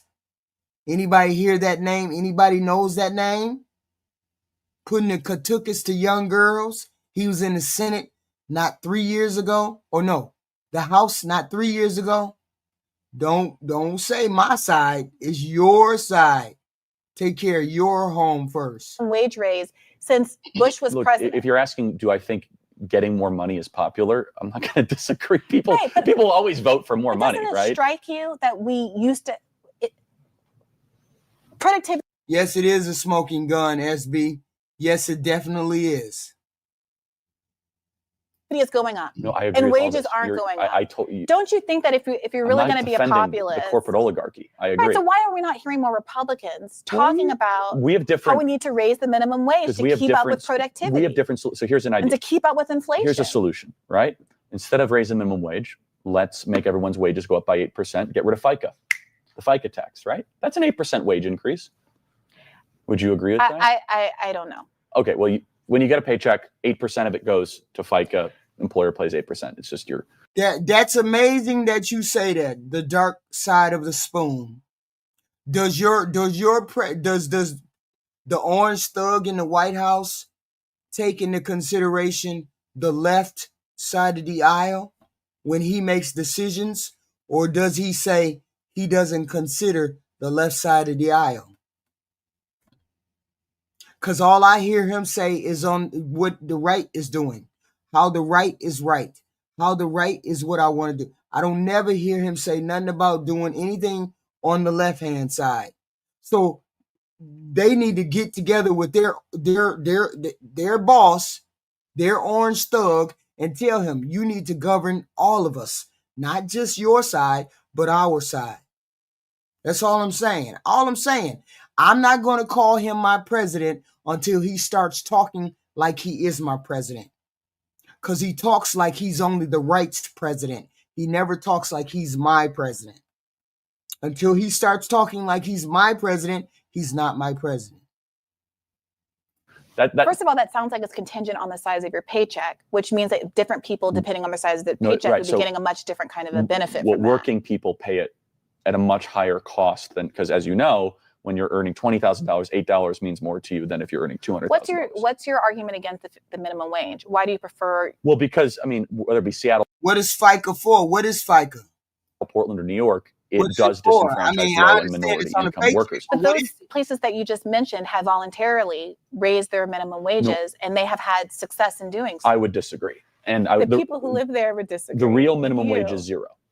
When people don't have employment, that's the real minimum wage. And so if a local area wants to raise that minimum wage, I think that's the healthiest way to do that. I do. Federally, I'm against it. But you do have my sympathy where the angst that is driving your push for a minimum wage increase is the ridiculous intervention. What I said was, when he starts taking my interest into consideration, then he will be my president. As long as he doesn't take my interest into consideration, I don't consider him my president. From the government, the $7 trillion created out of thin air. And what I believe is the same sort of change of the Industrial Revolution we saw in the 1700s, late 1700s, early 1800s, we're living through right now, which is we have no idea the wealth or income effects that's going to happen from the hyper-technologicalization of our society. No, we're not even beginning to grasp it. No, I think that's true. And I think that's why Andrew Yang resonated with a lot of people. Mm-hmm. Look, there is this fundamental philosophical difference. So FICA funds Social Security, disability, and Medicare. That's what FICA support. That's what FICA funds. All of us have to pay FICA. So if all of us pay FICA, how do you run out of money if all of us already paying it? Why ain't they made it sustainable? Wait a minute. Okay. What's bankrupt, Osmos? And it comes up in all these conversations. Do you think that people fundamentally are inclined to sloth and idle hands are the devil's workshop and all of this stuff if they aren't toiling? And do you think that you have to have a very narrowly prescribed idea of what it means to work to make people productive in a way that makes society satisfying? And people who are more conservative in their orientation say yes. If someone isn't, got a pickaxe in their hand and making a brick into smaller pieces, or doing somebody's taxes, or digging a ditch, or drilling for oil, or whatever the kinds of jobs exist, then something bad is going to happen. They're going to be sitting in their bedrooms playing Call of Duty, and it's going to be a bad you would disagree with that, right? And my feeling is twofold. One, like I said, that there's an enormous amount of work that needs to be done. And there is no paucity of jobs, people need to do to actually make society better, including building out an enormous amount of infrastructure, including infrastructure that has us transition. Y'all wild. How you wild? FICA. Yeah, I see what it means. I see what it is. It's gonna go back. It ain't bankrupt now. It'll go bankrupt and it'll go bankrupt in 3034 if they don't do nothing about it. To clean fuels. I'm sorry, I don't mean to derail the conversation. Or make Elon Musk richer. But they got an idea how to make it. They got an idea how to sustain it. So they gonna figure it out. Heard you in another conversation, talk about how wrong it was for us to not be emphasizing natural gas and how we have endless natural gas reserves. And I mean, that's seemingly endless. Yeah. I was curious about that to see if you were right. And I Googled it, and we have about 90 years left. Yeah, they need to listen about some shit. This is wild. It's all been, but we still can save it. It can be saved. Left on natural gas. But that doesn't factor in efficiency gains, nor does it factor. Okay. It doesn't. So what you think it's going to be? What 90, 100, 120, 150 or 300. Right, but it's going to end. But that also doesn't count petroleum. And it also doesn't count what and that's the just world American that LNG. we live in is going to look like once we've burned all those fossil fuels and we now have to keep our air conditionings on.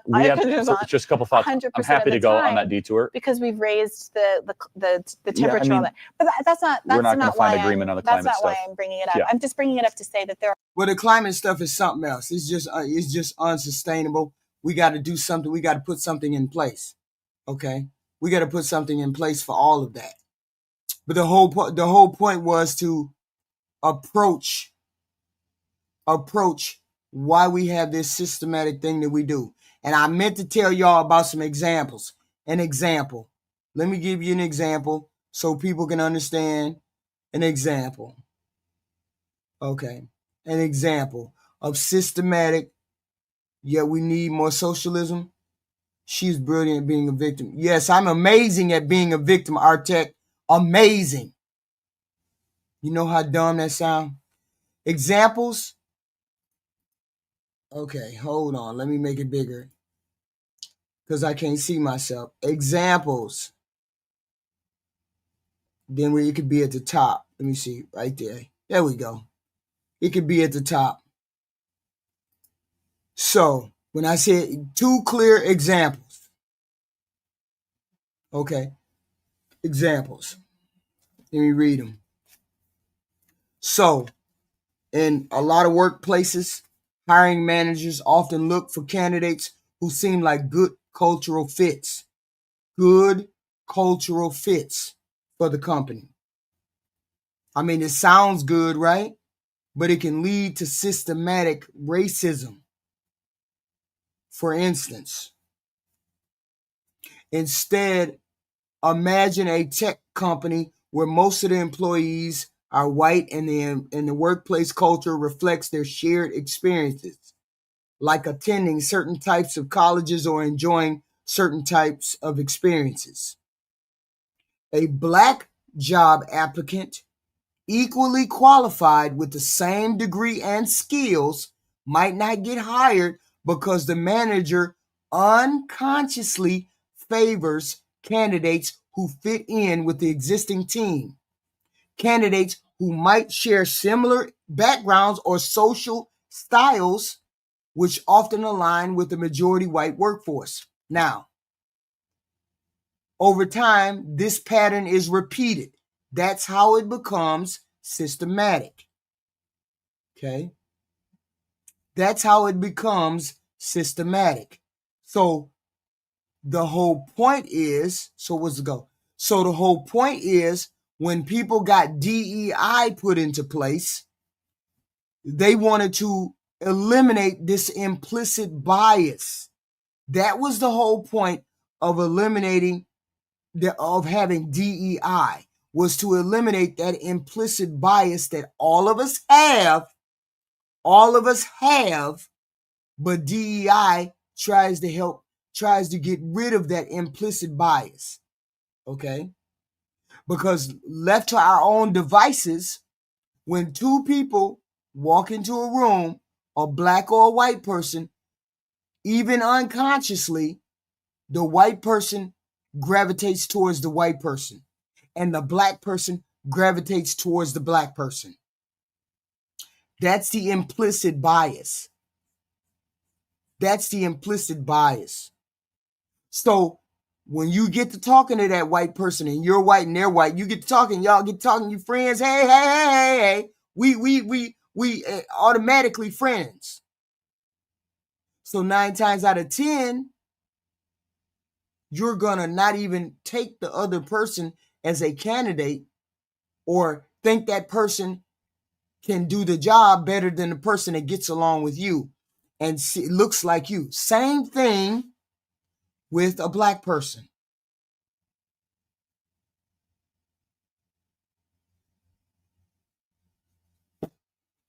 Same thing with a black person. Okay.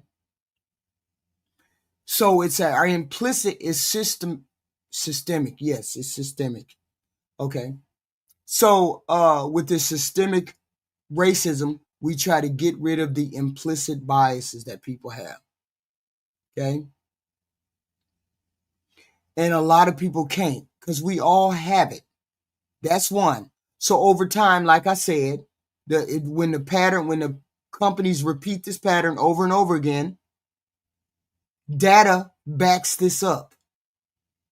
2020 study showed that black workers made up about 7% of the United States tech workforce, despite being 13% of the population. This isn't just one manager being biased. This is a system of hiring practices that disadvantage black candidates. Okay? Because this limits the career opportunities and wealth building potential. How do you explain this to a young adult, a young person coming up, somebody that's 25, 30, what? Think of it like trying to join a friend group that's super tight. If the group picks members based on who feels familiar, who looks familiar, or who likes the same things, we grew up sort of the same, someone from a different background might get left out of that. Even if they're just as cool as the next group, that group. In the job marketing world, this happens a lot, and it makes it harder for black people who aren't all white, who go into a white facility to get hired. It's difficult for them to get promoted or hired, even if they're super qualified. Example number 2. Home ownership is a major way people build wealth in this company, but systemic, sorry, I was saying it wrong, Dark Side of the Spoon, or whoever the fuck can't corrected me. Systemic racism makes it harder for black families to buy homes. Historically, policies like redlining that happened between 1930s and 1960s prevented black people from buying homes in certain neighborhoods by labeling those areas high risk for loans. While redlining is illegal now, the effects of it still linger because of the implicit biases.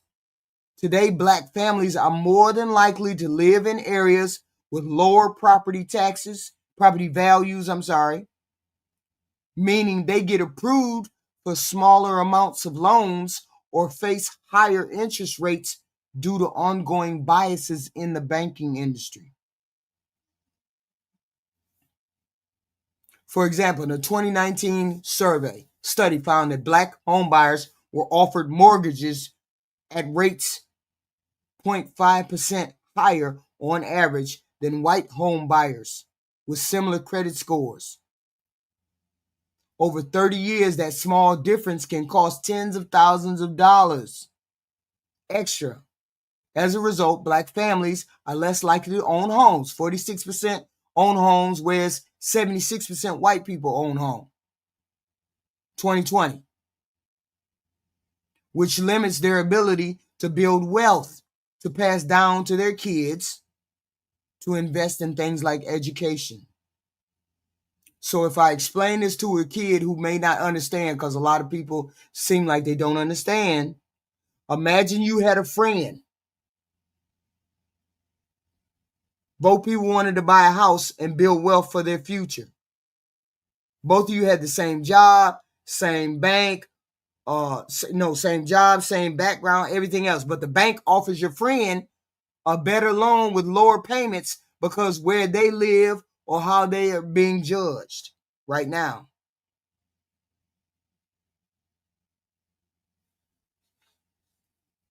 You end up paying way more or can't afford the house at all. This happens more to Black people because of old rules and ongoing biases. Why the fuck can't you give me a 5% loan just like you give them other motherfuckers a 5% loan? Why I got to have a 7% loan? Why you can't give me a 5% loan? It makes it harder to build wealth like other people do. These are just examples of systematic racism. Okay. Hey, I need at least 15 to 20 more likes. I need likes. When we talk about systemic structure and all that, was an LBG responsible for helping to destroy the Black family and the blue-collar jobs that offered? I don't know what the fuck Andreas. Somebody can answer Andreas. Y'all, I need the like buttons. I need at least 15 more likes. We down by the likes. Everybody goes everywhere. If you've been on this platform, you know we need the likes or the hate or the hates. We need like or hate. One of the two. I appreciate you coming over. I appreciate the content. I appreciate you listening to the content. But I definitely would like to see some likes from some of you all. Please and thank you. Okay. So nobody's saying anything about racism, X, Y, and Z, X, Y, and Z. Cultural fits. You don't fit the culture, so I'm not going to hire you on merit. A lot of people, we have the same merit. We have the same things are the same. My scores are the same. Age is the same. Marital history is the same. Everything is the same. The only difference is I'm Black and you white. Because of people's implicit bias, which we all have, if the employer is Black, 9 times out of 10, he probably going to give me the job because I'm Black and I'm similar to him. Same thing with the white folks. 9 times out of 10, they're going to give him the job because we're similar. We're the same. Okay?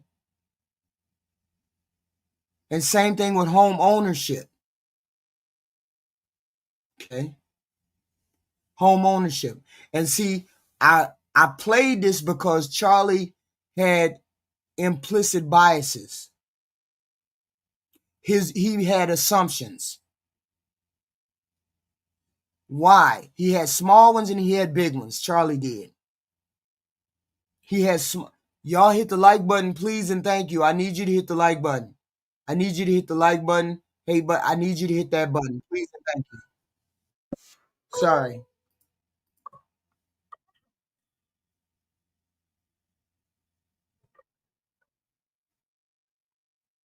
You got to speak because I don't know who you are.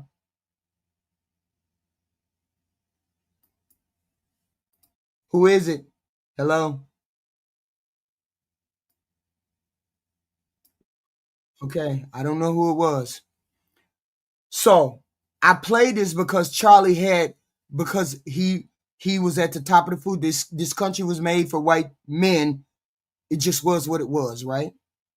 So he had big assumptions and small assumptions. I'm assuming he does as a white male.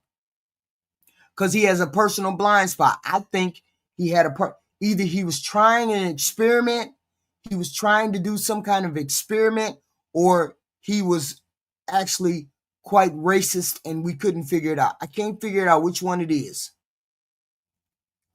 But he had small assumptions. On a smaller scale, he's assuming that a white man's daily life is insulated from the barriers of systemic racism or what systemic racism creates in the lives of other people. So he doesn't see that. He might go through life without encountering the same hurdles that I do, making it easy for him to assume, that everybody's path is as easy as his is. He doesn't understand he has unnoticed advantages in the opportunities that come his way. For example, in getting hired, the job hiring prospect, a white man might get callbacks more easily because his name or his background fits unconscious biases favorably. He lands the job and thinks, I earned this through hard work, without realizing the black applicant with similar resumes are filtered out at a higher rate than his. So from the top, he sees mediocrity. From the bottom, it's a rigged game. A small assumption here is that he's never had to question why doors open for him. It's just normal. He don't know no better. I can only assume he don't have no direct experience with biases and slights. In healthcare or policing, he might assume systems are fair because he's always been taken seriously by doctors and respectful by police. He don't experience things like being underestimated in intelligence, as in an implicit bias examples, or face harsher scrutiny because he's black. Oh, I wonder whether he's smart enough if he's flying the airplane. I wonder if he's smart enough if he's flying the airplane. If there wasn't no racism, he never would have said that statement. If he didn't have racial biases, he never would, because he said at the beginning of this conversation that he was colorblind, that the world is colorblind. It should be colorblind. So if it was colorblind, why would you naturally assume that the black man may or may not be qualified for the job?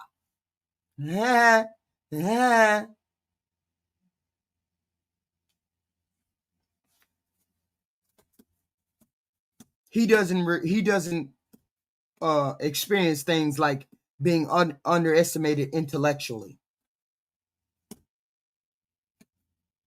Small assumption. His interactions reinforce a belief that everybody gets treated equally. His interactions with people reinforce that belief. Since he don't see no bias, he doesn't see no racial systemic, I can't say that word, systemic racism. Since he doesn't see it, he don't believe it. His interactions reinforce that everybody gets treated equally. That's what his belief, his interactions tell him. He ignores the data showing that black people are more than likely to have pain dismissed or be stopped by police disproportionately. Because you don't see it.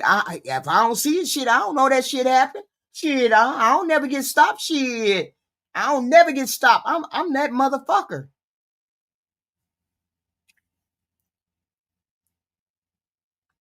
This small scale view assumes his blindness comes from a bubble of positive experiences and not malice. It's like being at the front of a line and not noticing the people at the back of the fucking line. Everything looks fine from up the fuck here. Everything look good in the motherfucker up here in the front of the line. I don't even look back because everybody is going to get the same treatment as me. I'm in the front of the line. But I'm in the back of the line. Shit, the shit don't look good to me back here. But you in the front of the line, that shit look real good to your motherfucking ass. So the big assumptions that I would have that I assume that he has, the biggest assumptions I assume that he has. I'm assuming that he's at the top of the food chain, which refers to white men in this country as a group hold disproportionate power in society structures like government, business, and the media. Of course they do, which perpetuates systematic racism while making it hard for him to perceive. This ties into historical and ongoing inequalities where advantages are baked into the system. Baked into the cake, baby. He is used to seeing dominance in decision-making roles. Big assumption.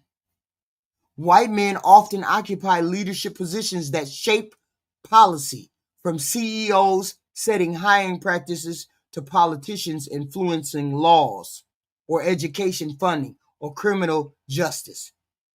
For example, if a white man is on a corporate board, he might not see how cultural fit biases exclude black candidates because the system he helps run benefits people like him. So that's why we get rid of DEI, because all the white men get rid of DEI, because why you need DEI? I don't need DEI. Shit, we all equal up in this motherfucker.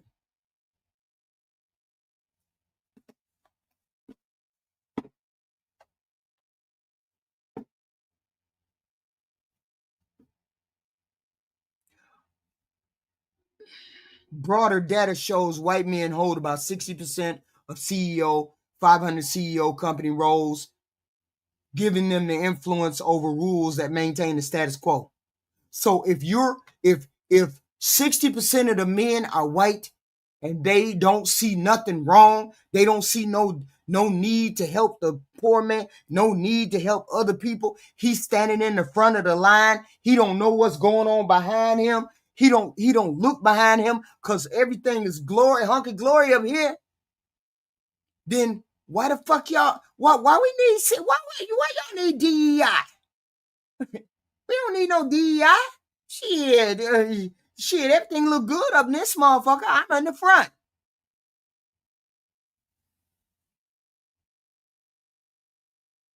So those changes, you just get rid of DEI because it don't affect you because you don't know. You don't know what the fuck it was put into place for. Because you've never experienced it. So you don't know why it was put into place. Y'all hit the like button. We dropping gems up in this motherfucker. Hit the like button, the hate button, subscribe, do all of those things.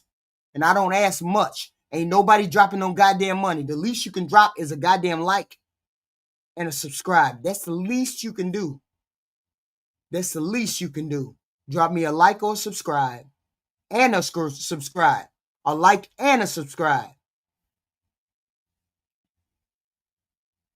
Also, something that is a big assumption is that he has inherited and generational wealth, opportunities.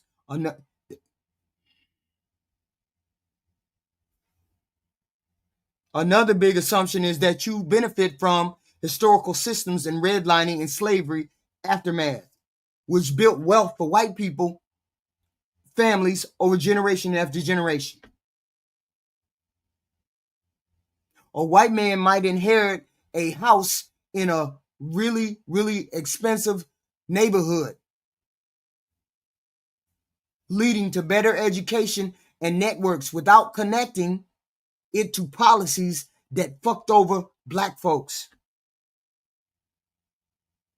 This creates a cycle. He succeeds easily and assumes it's fair play. Shit, hey, this shit do me. Shit just came to me. I was just born in this shit. Not seeing the systematic barriers like wealth gaps, where white families have 8 times the median wealth of black folks. we weren't able to acquire generational wealth.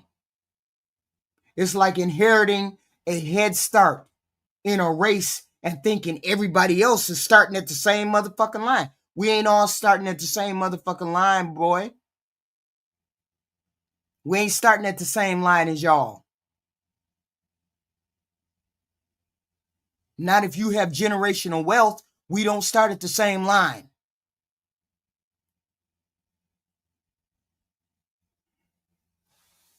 So cultural narratives that reinforce invisibility. Big picture, media and education often center around white perspectives, assuming that is the default. Most of you white people think what you think is the default. A white man might consume news or history that downplays racism, its ongoing effects. Oh no, you just a victim. HQ, you just a victim. You got the same opportunities as me, HQ. You got, even though right now some of you motherfuckers in the chat calling me old and wouldn't give me a job in a fucking nightclub because I'm old. Ain't that discrimination? Wouldn't that be discrimination against me, even though I would be competent to run any of those things?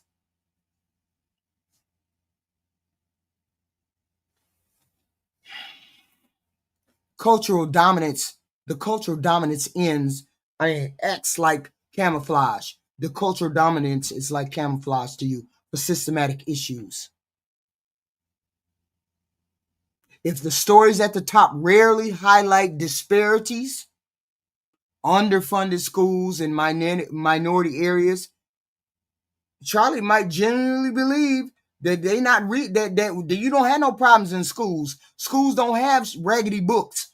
All schools got computers. Your school got computers. Your school got brand new textbooks. But you go across town, and them motherfuckers don't got no computers. They got raggedy textbooks. They grew up just like me. We the same.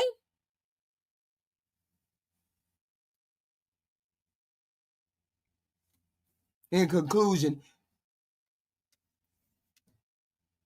you being top of the food chain highlights how position shapes your perception. At the top, the view is clear skies and open paths, no systematic racism to look at. It's a myth. It's mythological, like Charlie just said. He said, ain't no sense in you talking about mythological stuff. The fuck is he talking about? But for those lower down, some of the rest of us that's in the back of the line, it's the daily reality of extra weight and hidden traps. And all of you who pretend like it ain't there, you are not helping the system dismantle when you don't believe that it's still there. Making these small assumptions focuses on individual blind spots, while the big ones point to how entire systems are designed to keep the top where he at secure. Because you don't know. Because why would you need to know? You look around and the world is built for you.